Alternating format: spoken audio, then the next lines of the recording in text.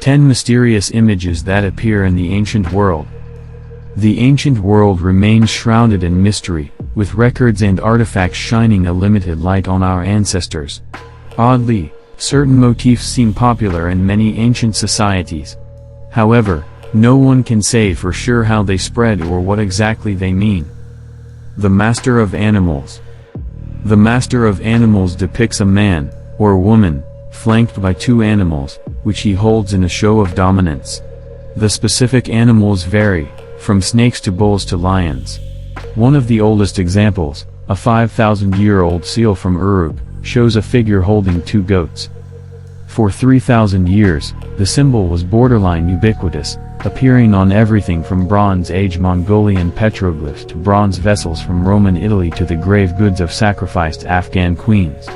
The mysterious Indus Valley culture put it on seals, while the Scythians loved it so much that they put it on basically everything. Two particularly famous examples can be found on the Gabel el Arak knife, from prehistoric Egypt circa 3400 BC, and the Gundestrup cauldron, from Denmark around 100 BC. The current theory is that the motif arose in ancient Mesopotamia and eventually became associated with the hero Gilgamesh. How it gained such widespread popularity remains unclear. The three hares. The three-hare symbol itself is relatively simple. Three hares or rabbits are arranged in a rough triangle so that each appears to have two ears, even though there are only 3 ears in the design. The design appears in ancient Buddhist cave temples and on Sui dynasty textiles made in the 7th and 8th centuries. It's carved into medieval English churches and inscribed on Mongol coins from the era of Genghis Khan. It appears in historic Ukrainian synagogues and the cathedrals of France and Germany. It's not clear how the symbol became so popular or traveled so far, and there's no agreement on what it's supposed to represent. It may have originated in ancient Persia, where it was particularly popular. But that's just conjecture, and the story of the three hares looks set to remain a mystery. The Staff God. The staff god image was found throughout the Andes before the Spanish conquest. It depicts a fanged figure holding a staff in each hand. Previously, it was thought that this represented a specific god, but researchers now argue that it is actually a motif, with multiple gods depicted in the staff god pose. The oldest image of the staff god may be on a gourd dating from around 2000 BC. The date remains under dispute, with some archaeologists arguing that the gourd might be 4,000 years old. But the image on it could have been carved much later. The area's dry climate has been known to preserve such gourds. The oldest undisputed staff god image is from around 500 BC. Either way, the staff god remained an enormously popular design for at least 2,000 years, even though we don't know why or exactly what it symbolized. The carved stone balls. If you ever want to annoy a British archaeologist, ask about the carved stone balls.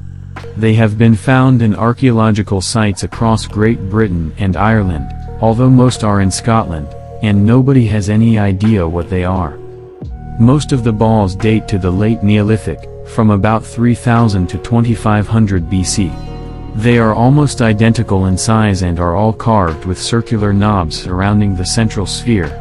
The quality of the carving varies, although all show some attempts at symmetry.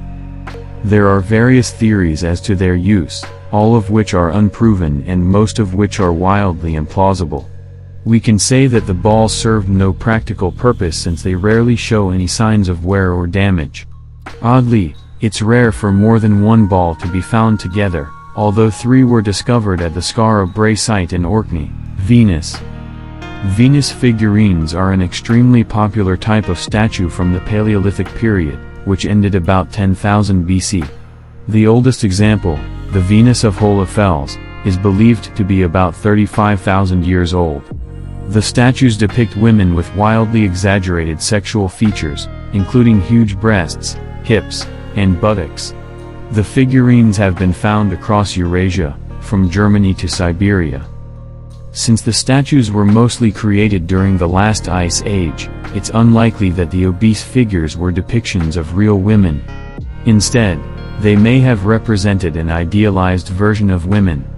It has even been suggested that they were the earliest pornographers. Although the statues vary in their specific details, they are recognizable variations on a theme. It has been remarked that considering they were sometimes separated by thousands of years, the general similarity of the sculptures is extraordinary. Cup and ring marks. Cup and ring marks are one of the most widespread motifs in ancient history. They are a fairly simple design, featuring a circular depression carved into stone and surrounded by concentric rings. This pattern has been found everywhere, from Ireland to Namibia, Tahiti, and Peru. Although found almost everywhere, it varied in popularity, being very common in western North America but rare in ancient Central America. In historic times, European cup and ring marks were often used for leaving food offerings to fairies or local spirits. However, this piece of folklore is believed to have developed much later, since many of the cup depressions are carved on the underside of overhangs or on vertically standing rocks. Therefore, they couldn't have been used for leaving offerings. Although archaeologists tend to assume that cup and ring marks from different regions aren't connected, their meaning has never been explained beyond general speculation.